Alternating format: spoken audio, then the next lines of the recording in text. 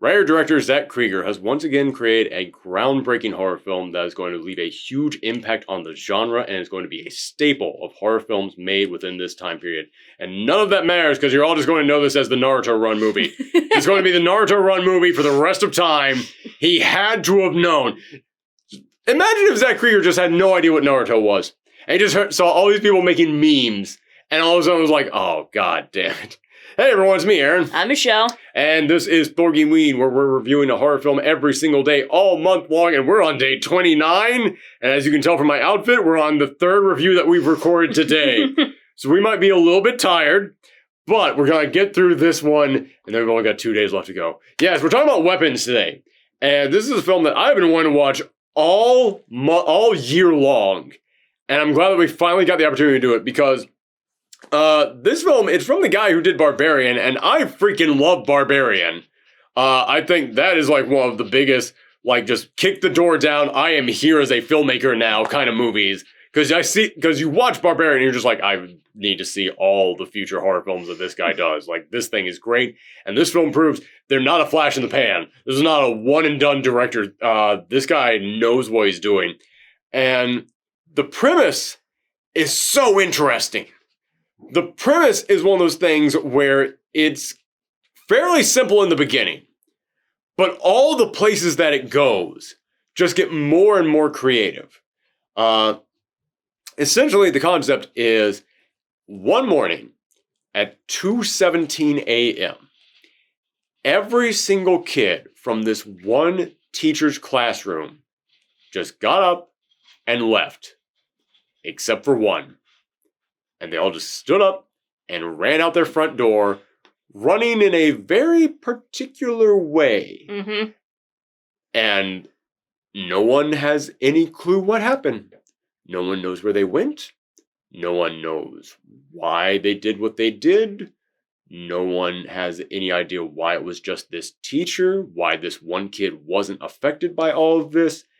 And this story, listen, it's by the person who did Barbarian.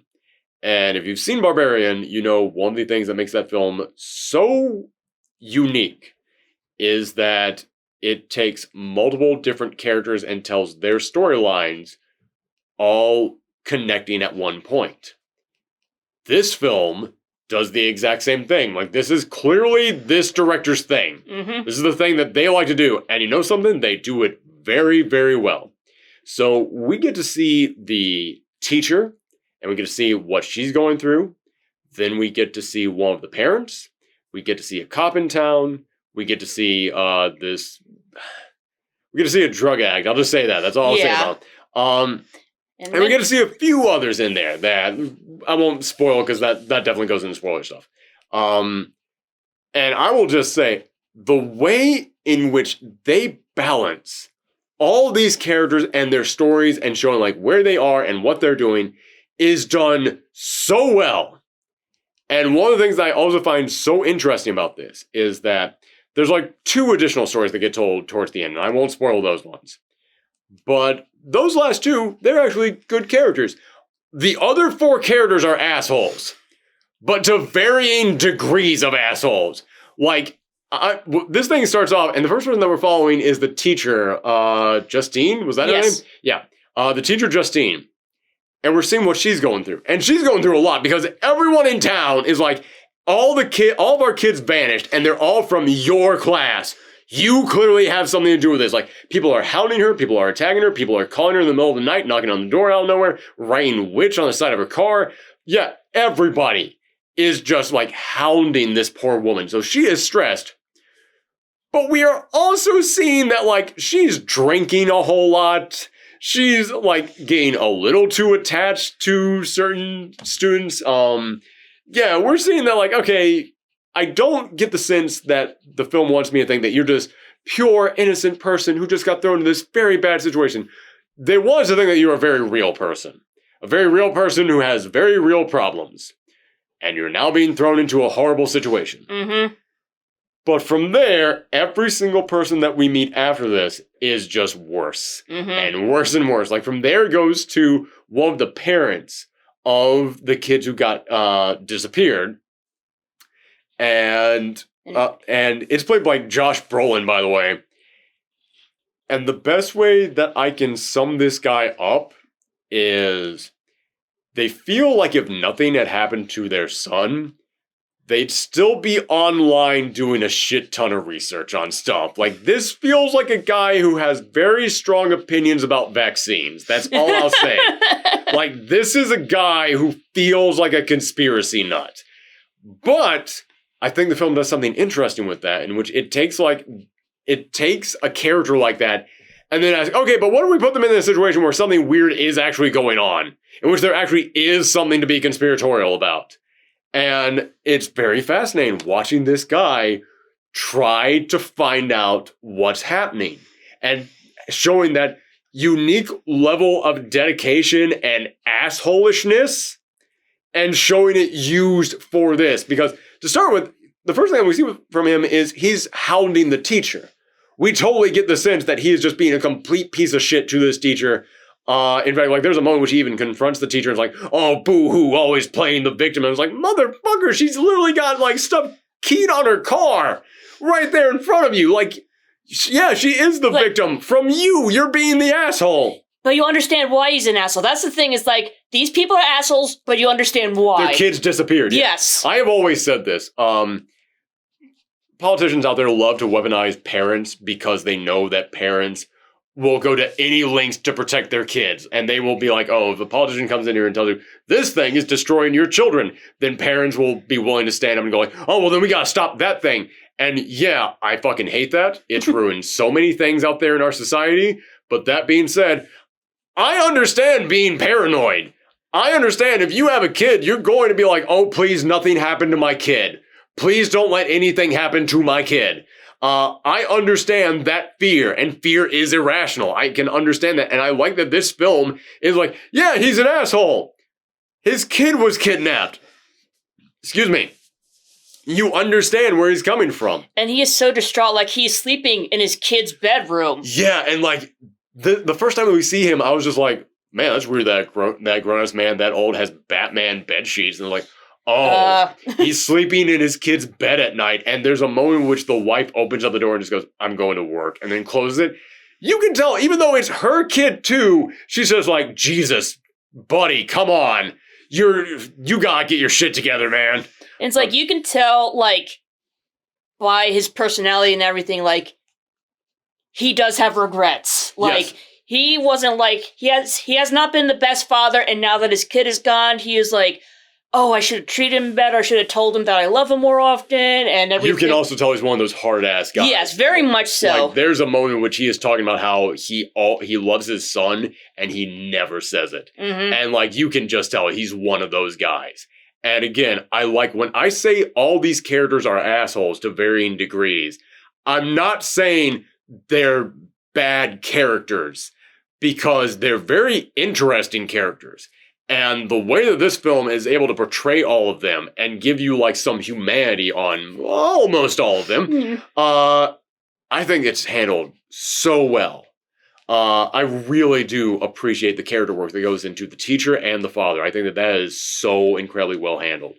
Then it goes into the cop. Yeah. And now we get even more asshole-ish. And this guy, the cop used to know the teacher. They have a little bit of a history with each other. And we also learned that, like, the cop, from, like, square one, you get the sense the cop is incompetent. His father-in-law is the chief of police. And you totally get the sense that the only reason he has this job is because of his father-in-law. And he just comes off as such a limp dick weenie. Like I don't even just want to say weenie. Like, no, you get the sense that this guy is just pathetic. A mega weenie. Yeah, he's a mega weenie. He is just pathetic is the only word I have for him. Like, there's a moment. And again, it's weird to say what is and is not a spoiler, because things that happen in one person's storyline will come back around and happen at the beginning of another character's storyline. But, like, he ends up sleeping with the teacher. And he sleeps with the teacher because he tells the teacher that he and his wife have recently split up. They've separated at the moment. And then you see the officer's point of view and his version of the story, and he has not split up with his wife. he just doesn't like being married to her, or he just wants to have sex with another person, and that's all there is to that. And he doesn't think about this, and he's too much of a weenie to tell himself no. That's the thing, he doesn't, like, think things through. Not at all. Yeah, and, like, there's a moment in which he gets back and he sees his wife, and he didn't expect his wife to be there, and she's just like, oh, hey, honey, what do you want to do? What have you been up to? And then he just stands there. And then she just goes, Jesus, Phil! And you just get the sense that this dude has just been such a piece of shit. And not even piece of shit as in, like, abusive or anything, but just like, god damn, he's just cheating so much. And not even, like, maliciously cheating. Like, I'm not trying to, like, split hairs on, like, oh, well, there's some kinds of cheating that are okay. Like, no, I'm not trying to split hairs like that. I'm trying to split hairs like, okay, is he cheating because he's like, I don't care about anyone, that's my woman, and if she doesn't like me cheating, then to hell with her. No, he knows what he's doing is wrong. He's just so much of a weenie that he can't tell himself no. It's like, god damn, like, the wife's reaction tells you everything. Of, like, she isn't, like, heartbroken when she finds out she's cheating on him again in that way of, like, how could you do this to us? She's heartbroken in that way of your dog just puked all over the rug again. Like, come on, buddy. Jeez. You couldn't tell me you need to go out? Oh, my God.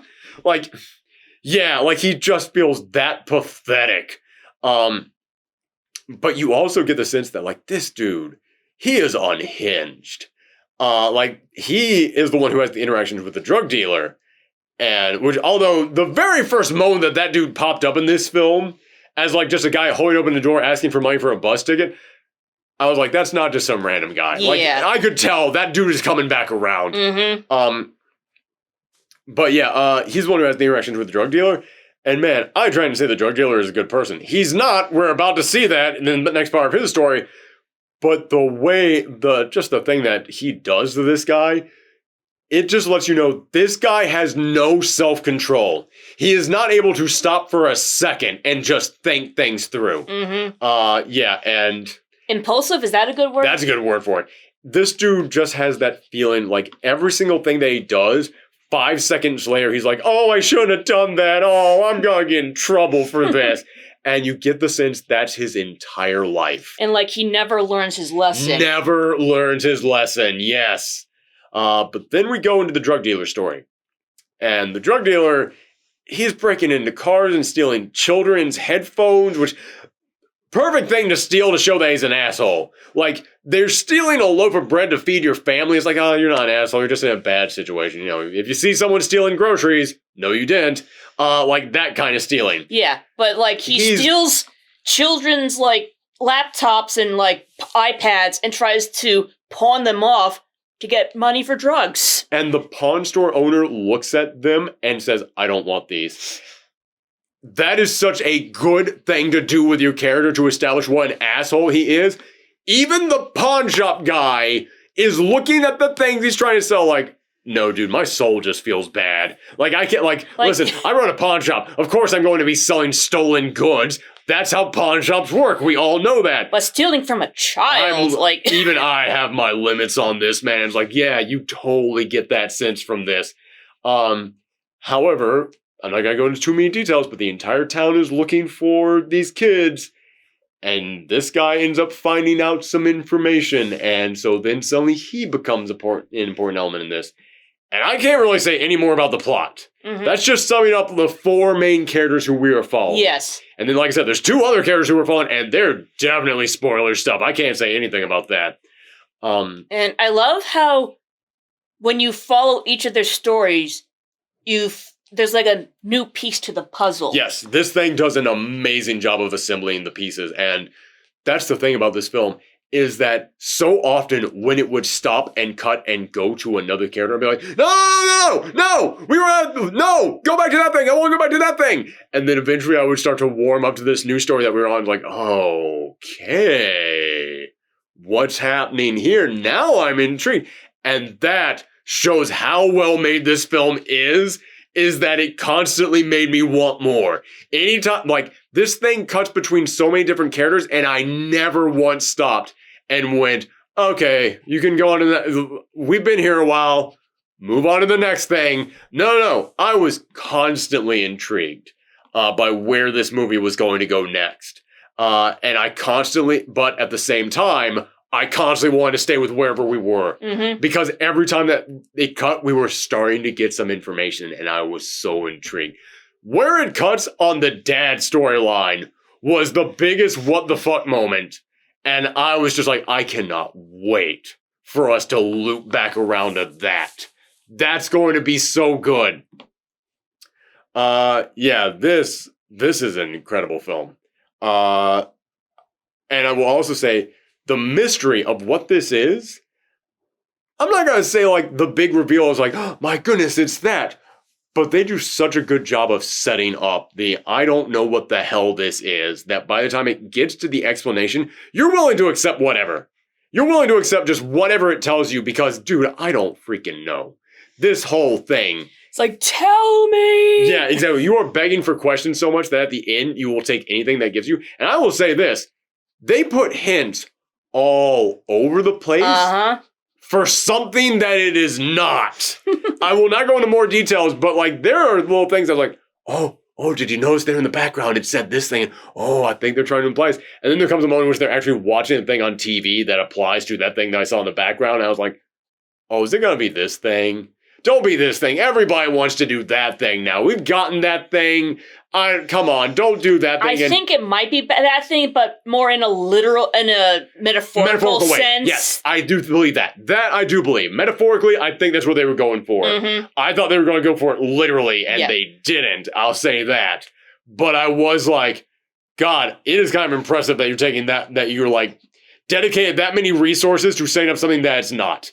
However, I do think you're right. Metaphorically, I think that's what they were going for. Mm-hmm. And that I'm okay with. Yeah. I can't say exactly what it was. We'll do it in the spoiler section. But I was like, dude, come on. People have been talking about this idea for so long, and other people have already done it. Come on. Let's not do that. But then what they do, I went, cool. I'm on board. Done. And I will say, there is a villain character in here. Mm-hmm. Fuck that villain. That villain is so despicable. The ultimate asshole. Yeah.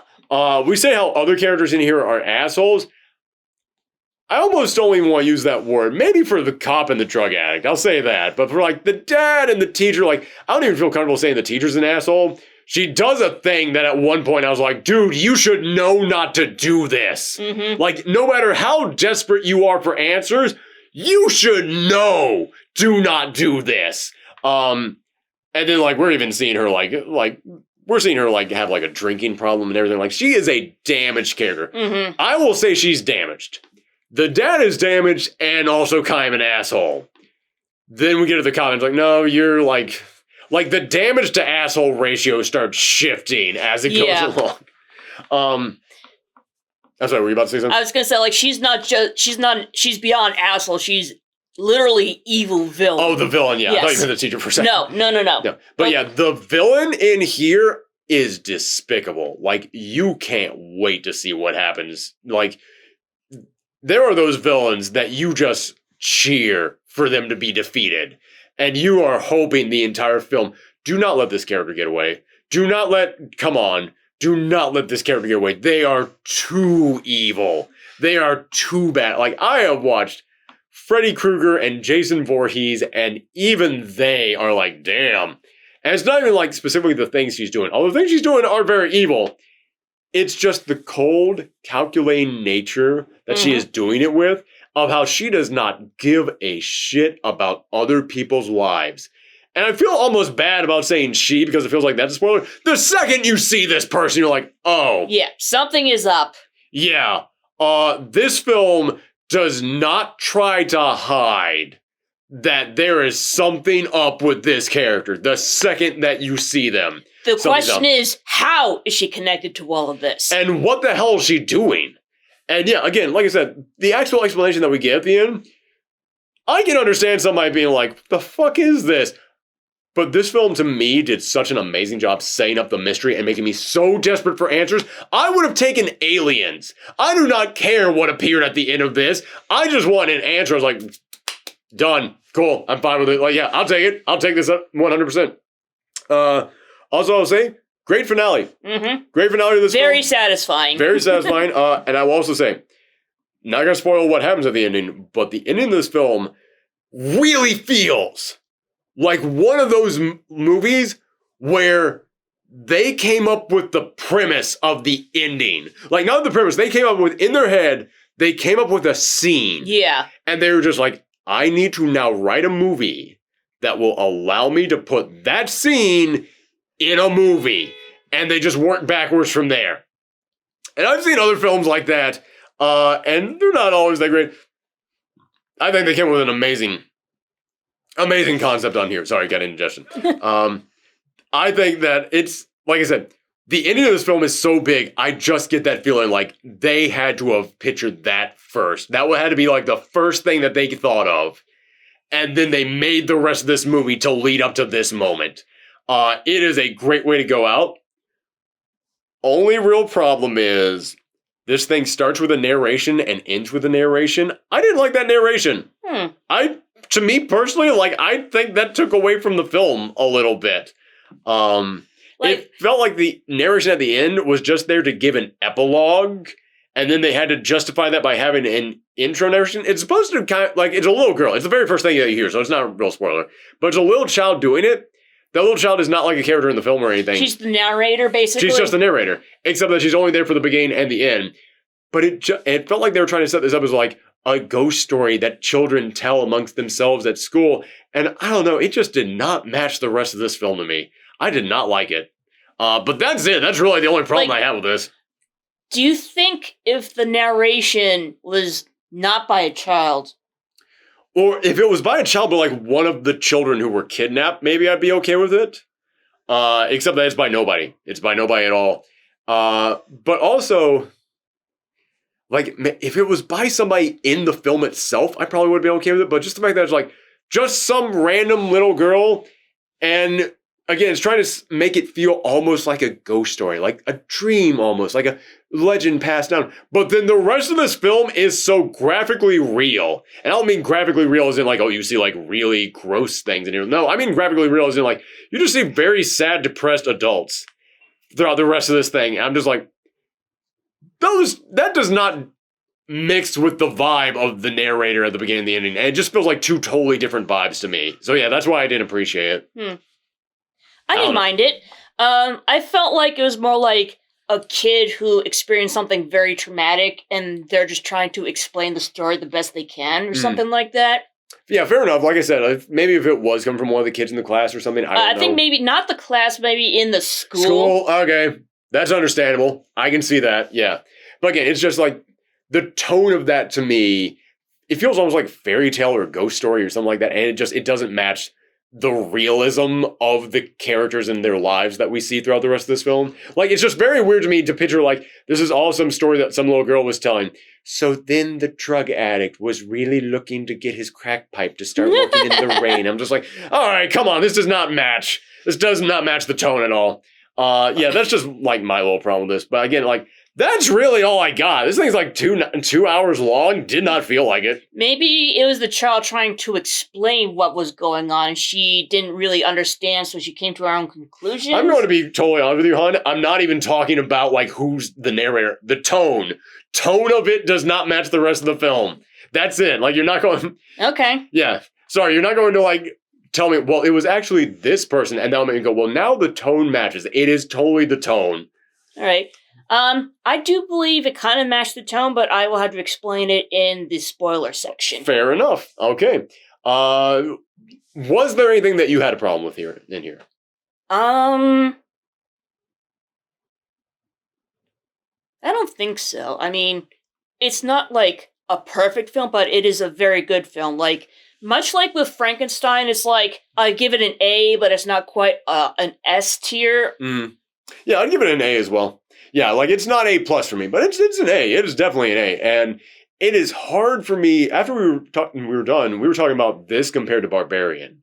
Because, yeah, when the guys only made like 2 horror films, like, you have to compare the two of them. I think I like Barbarian a little bit more, but it's real close between the two. I actually think I like Weapons more because I feel like it's a more cohesive story.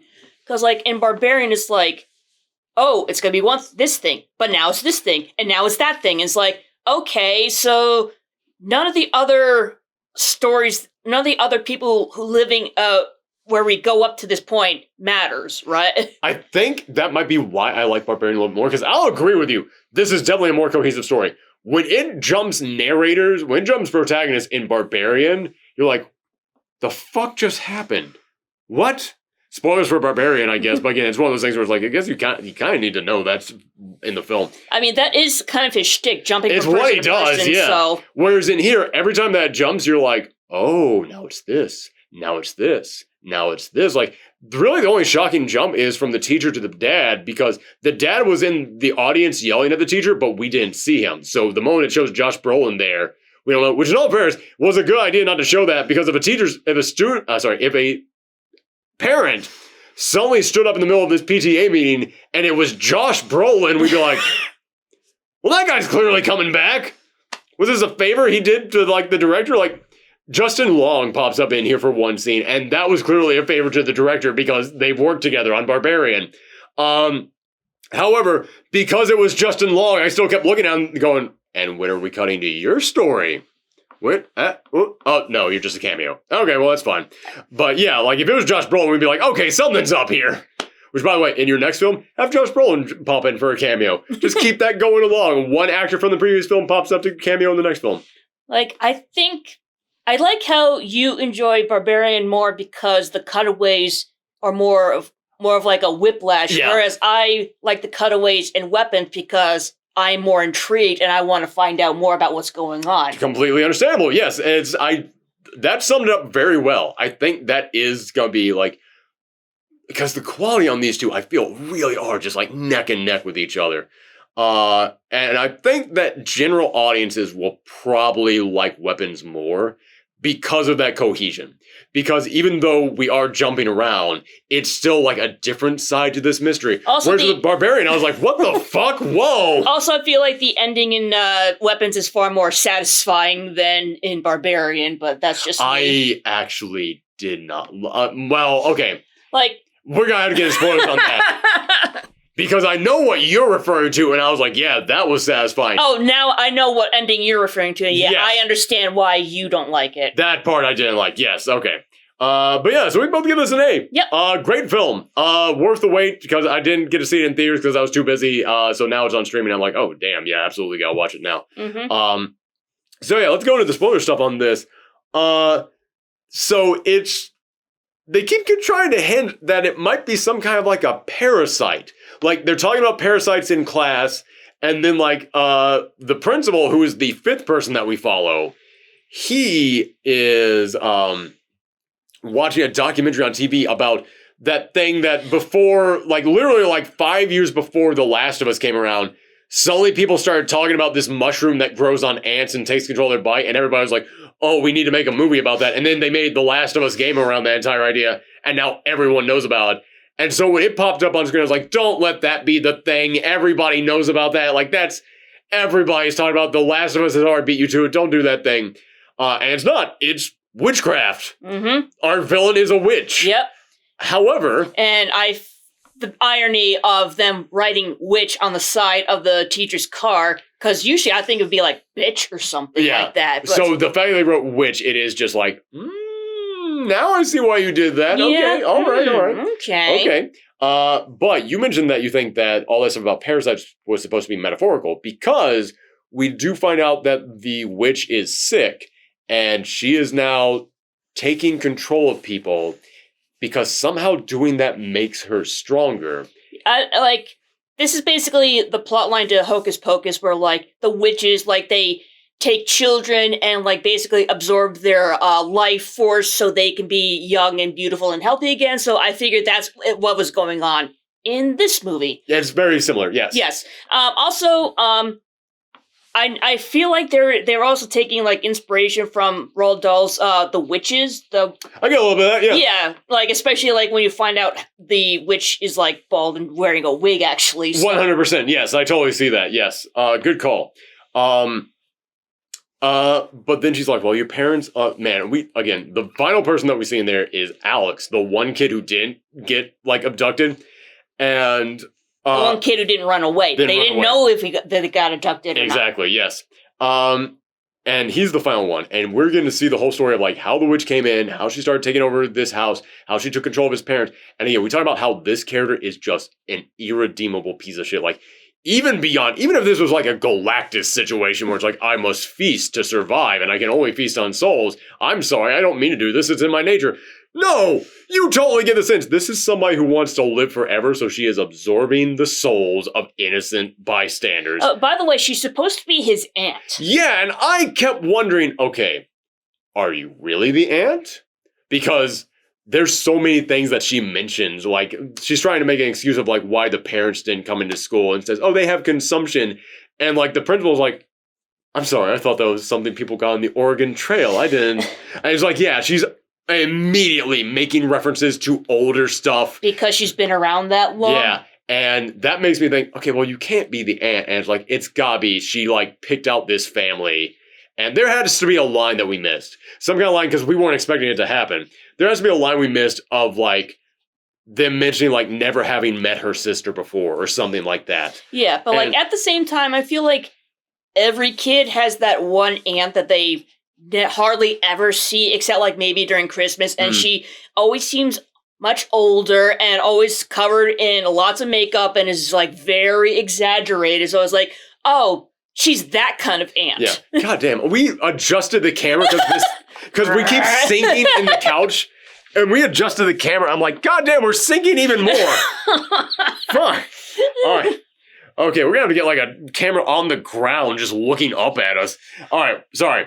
So, yeah, I keep thinking, like, okay, are you actually related to her in any way? Right. Or was this, like, a spell she cast to make you think that this is your aunt and she has to come and live with you now so that she can absorb souls? And poor Alex, there is a moment in which he comes back and the parents are just, like, they are zombied out. Mm-hmm. And the the aunt, in order to, like, show Alex, like, listen, you need to go along and do every single thing that I say. She snaps a little twig of this tree that she's been carrying around, and both parents grab forks and start stabbing themselves in the face. No, but, like, she wraps hair around it. So, like, that's, like, one of the main, like, plot points in this movie. She like, has to have some kind of a possession from someone. In order to take control of them. Exactly.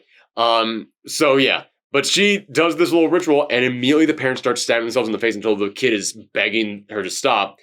And then she goes, okay, so here's what's going to happen. You're going to have to feed your parents soup, and you're going to have to do everything that I say. And then as time goes on, she says, well, I'm still not feeling all that well. Bring me something from each of the kids in your class. And so she uses that to take control of the kids, make them leave, and come to her place. Yeah, like, he steals all their name tags from their cuppies. So. Which feels like one of those things where it's like, nobody's going to come in here and question why all the name tags are gone except for Alex's. Like, that's the one thing that made me kind of be like, all right. But, like, I understand. If we had seen him take his own one and then rip it up and throw it in the trash or something. Well, maybe he did take his own. I think he did. Maybe he did. Because we do see her afterwards ripping them all up individually. Maybe she got to Alex and was like, I need him. I can't. Yeah. So that would, okay, I can, I can cut them enough slack on that. Yeah, like, and plus, like, you see him, like, eyeing the other objects that the kids have, and he's, like, trying to figure out, like, what would be the best way to get all these objects. That was a really good sequence. But it's like, I don't want to risk my parents' lives or anything, this kid thinks anything he does wrong, his parents will be killed. And yeah, we mentioned how the witch is just so awful. It is because just how cold she's like, I'm going to show you your parents being murdered in front of you. And again, like, you look at, like, a character like Freddy Krueger, who's done so many horrible, terrible things, but he's cracking jokes throughout the whole thing and being like a Looney Tunes character. The cold seriousness that she has with this is like, oh, God, it is uncomfortable. It makes you go, she has this attitude of, I'm unstoppable. There is nothing you can do, little boy. I am going to ruin the lives of your parents and everyone around you, and you're going to be my slave, and that's just it is, because I'm unstoppable. Which, tough shit being talked by somebody who, the first time we saw her, was barely able to walk. Like, yeah, like, you definitely, like, you are a parasite. It's what this film has been trying to set up in the background. Like, you are somebody who has been absorbing the lifeblood of the young, and you're barely hanging on there yourself. Like, it is one of those things, which, I mean, you can point to any metaphor of, like, oh, we've talked about this before, the clown in the cornfield. Stories about the older generation now just completely fucking over the younger generation so that way they can keep having things in their older age. Like, yeah, like, I feel like the more we get into Gen Z filmmakers popping up, the more we're going to start seeing that message. And you know what? I applaud that message. Mm-hmm. Keep going for it.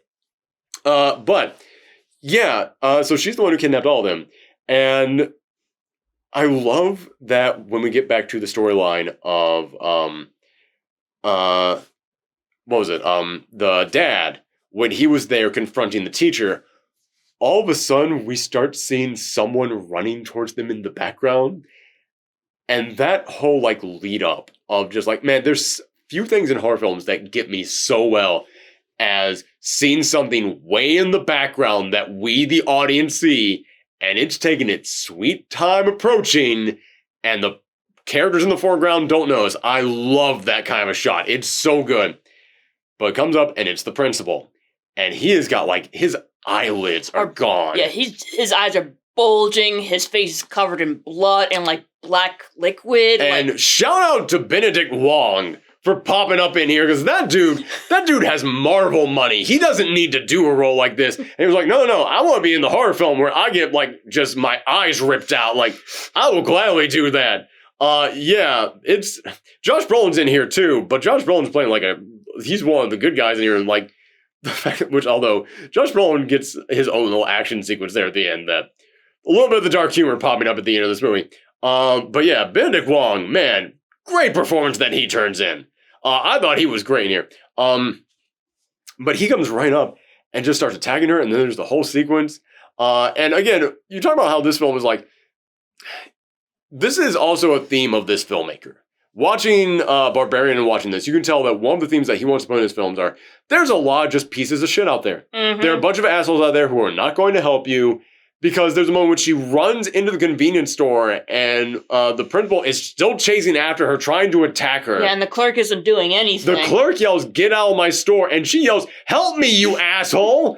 Yeah, how the hell can you look at this and be like, listen, man, I understand being a coward and being like, I'm not going to jump in the way of this guy, but call the police! Jesus!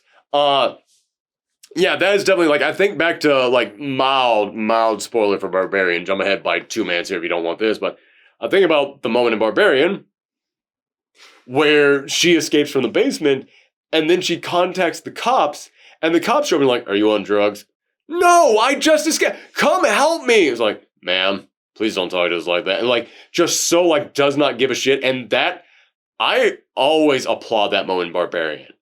Because I've been saying this for years. Ever since the invention of the cell phones, horror movies have had the problems of, well, what do we do about the cell phones? Why can't they just call for help? And I have always said, you're missing the most obvious explanation. Or, sorry, you're missing the most obvious answer to that problem. The cops just don't help you.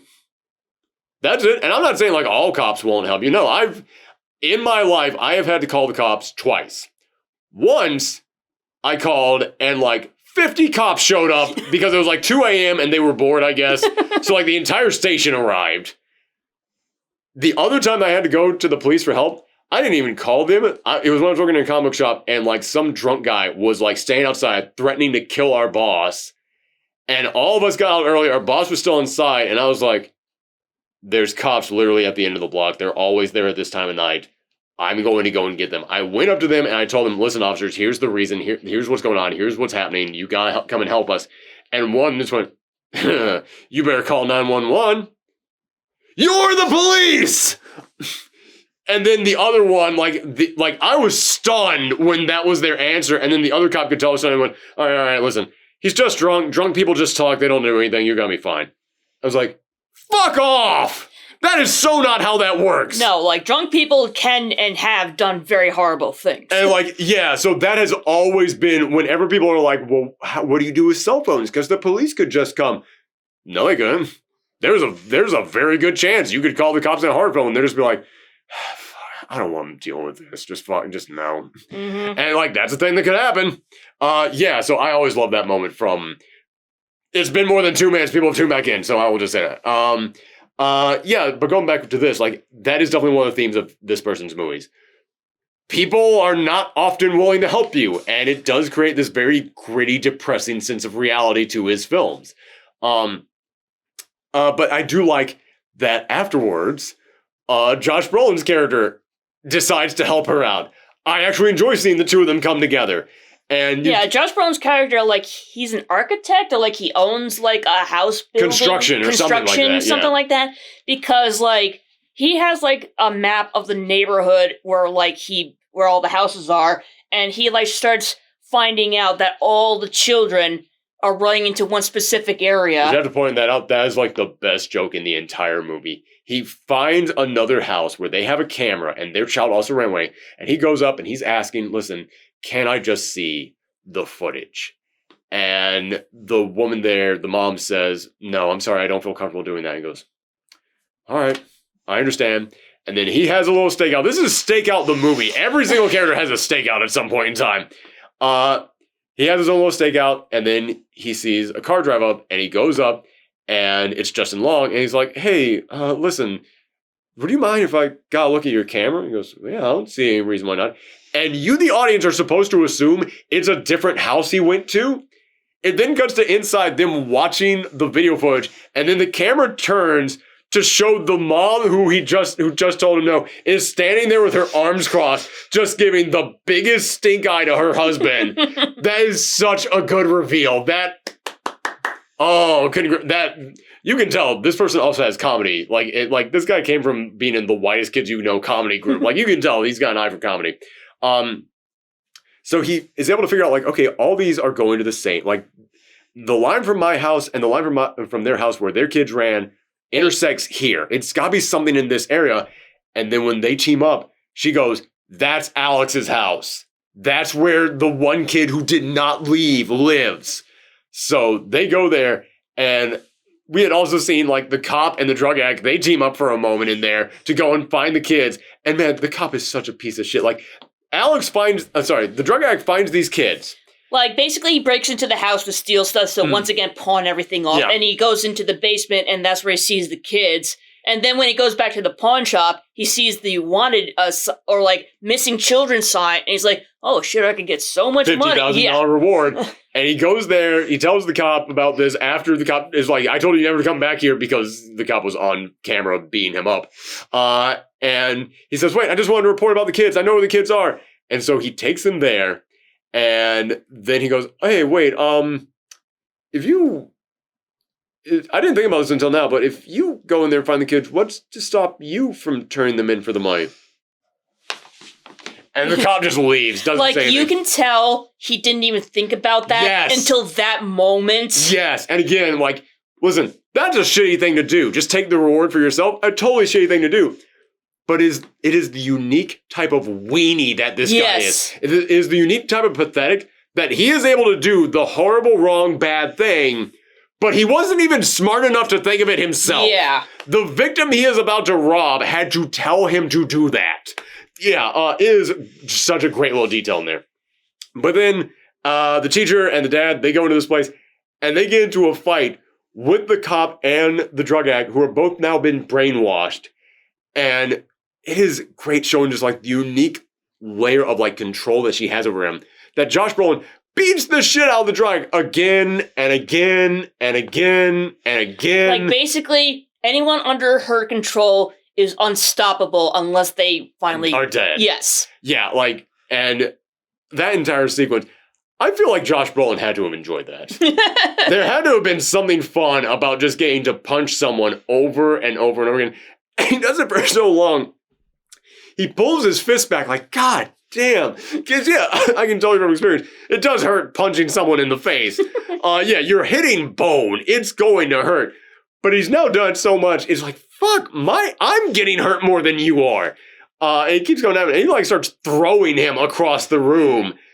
Keeps getting back up and coming. And, like, they know exactly how many times to do that joke over and over again. But Alex is the one who then comes through, figures out this whole scheme of, like, how to, like, he's running from his parents, and man, you want to talk about like a traumatic image. Your own mother's head like coming through a door like Jack Nicholson in The Shining, just screaming, eyes bugging out. And he is able to get one of the sticks from this tree that the witch has been carrying around, wraps around a bit of her wig in there. Yeah, the wig hair, so. Yeah, and then snaps it and does the thing. And now all of a sudden the kids perk up and start running after the witch. And you want to talk about a cathartic moment. This witch has been so terrible and so despicable that for the ending of this film to be like a 5-minute action sequence of her running through houses, screaming at the top of her lungs, and not even like a dignified scream, but like a, help me, like that kind of screaming, as an army of like 10-year-olds are racing after her. And I mentioned this in the non-spoiler part, but it feels like this is a film where they came up with the ending first, and they just had a vision of filming something like this for a movie. And now we have to figure out, how do we write a movie to get to this? You see the end of this film, you know that's what all this was leading up to. You know from day one, they were like, I cannot wait to shoot that film. Oh, that scene's gonna be amazing. And I bet the kids had so much fun doing that too. Oh my god. And a lot of it was definitely like special effects and stuff, but you can tell like these kids, after being told, all right, just stand here, let this other kid feed you soup. Like just stand here, do nothing. The moment in which they got to just run their asses off screaming. Like, probably, like, jumping through fake glass, probably, like, I haven't seen a making of on this. I would be very intrigued to see, like, how this went down. Because a lot of special effects had to be done. But I do honestly want to know, did any kid actually jump through fake glass? Like, that had to have been, like, a dream for one of them to actually do that. It is so good, this whole sequence. And again, special effects aren't being used. Like, kids aren't actually jumping through all this stuff as much as they think, but there's moments where they're running and screaming, and you can tell they were just told to go off. And they had to have had fun doing that. Yeah, this is an amazing ending. But then it ends. But then it really ends. Josh Brolin finds his kid, which of course his kid is the asshole kid who is picking on Alex. But he finds his kid and he's carrying him off. And then I had forgotten about the narrator. She comes back after not being in this film since the very beginning and goes, Alex's parents are still being fed soup, but it's not by him. He had to go to a new family, but they're very nice. And all the other kids went back to their parents, and some of them even started talking again this year. And it was like, I didn't need that, man. You could have just, like, ended with the shot of, like, Josh Brolin going off with the kid. The kid still has, like, the, like, vacant look on his face, and leave the audience with that idea of, like, okay, did they ever recover? Like, that little bit of, like, that little bit of like unsure, is this really a happy ending? Are they all okay? But then like coming in there, I don't know, something about just the narrator coming in again and just like spelling it all out. I was like, I don't know, I didn't like that. Yeah. I don't know. Anything that else you want to say? The narrator did not bother me as much as it bothered you, but it's like basically the teacher and the parents were having, like, nightmares and everything. Oh, man, I forgot about that. Yeah. And in the nightmares, the aunt would show up. And, like, you know, even if, like, just because she has so much makeup on, she just looks like a horrible freak. Yeah. And it's like, oh, God, what the hell is that thing? And then you see the actual aunt as like, oh, you! Yeah, that's another reason why I don't feel that bad about spoiling that it was a she when we were talking about that early on, because you do see like her ghostly image in their dreams, and then the moment that you see her is like, that's not even that different from the ghostly image we saw. There was something that you said that you wanted to say for the spoiler talk when we were talking about the narrator and why it didn't bother you so much. Do you remember what it was? No. Fuck. I think it had to do with the narrator, but yeah. Like, I think the reason why the narrator didn't, like, bother me so much is because I feel like this is kind of like a children's horror movie from, like, the adult's point of view or something like that. Interesting. Okay. I kind of like that take on it. Because, yeah, we keep saying, like, okay, who exactly is the protagonist in here? And everybody's kind of an asshole. Except for the principal, but the principal's story doesn't end well. and Alex. Alex is the one true, like, good, like, Alex did nothing wrong. And when you think about Alex is the one who also is, like, first-hand experience with this. He's the one fighting the witch. He's the one who saves the day. You have a very good point. This does feel like you brought up, what was that film, The Witches? Yes. This almost does feel like that, but from the point of view of someone completely different. Mm-hmm. Yeah. I like that interpretation of it. That's pretty good. I still don't like the narrator, but I'll give it to you. Like, I do, like, I get why the tones don't match now for me. Yeah. Because it feels like that's what this is. It is one of those horror movies for kids, about kids, but told from the parents' point of view. So I get why there's a clash of tones there now. Mm-hmm. I still didn't like it, and I still don't give points for that, but I can understand it now. Okay, all right, fair. Also, like, seeing the kids run after the witch is like my inner child who always hated parents telling him what to do. It's like, yes, get her, but then they rip her apart. It's like, oh no, you're going too far. Like, it is for a film that, again, like, well, no, it hadn't even been that gore-free, because when the principal kills his husband, like, ooh, man, that was insane. That was brutal. Yeah. Yeah, like, it does not start off brutal, but it slowly, the violence keeps growing and growing until it gets to a person being shredded to bits. Yeah. It is some 80s gore in there right there. Yeah, very impressive film. This guy has now become one of those filmmakers that I just can't wait to see what he does next. And how many different characters he shoves in there with different points of views. But yeah, there you go. That is it. And we only have 2 more days in Thorgiween. I can't believe we're finally almost here. I don't know what we're watching tomorrow. Me neither. Yeah. Let's find out later. Yeah, I honestly don't know. I can't even tell you guys what to watch. I know we're watching on Halloween. You know what we're going to watch? Here's what we're going to watch. VHS Halloween. Because brand new VHS came out this year. It's now annual anthology thing from Shudder, and this one is specifically called Halloween. So that's what we'll be doing on Halloween night. Yes, on Halloween's Eve. All right, see you then, everybody. Bye. Bye.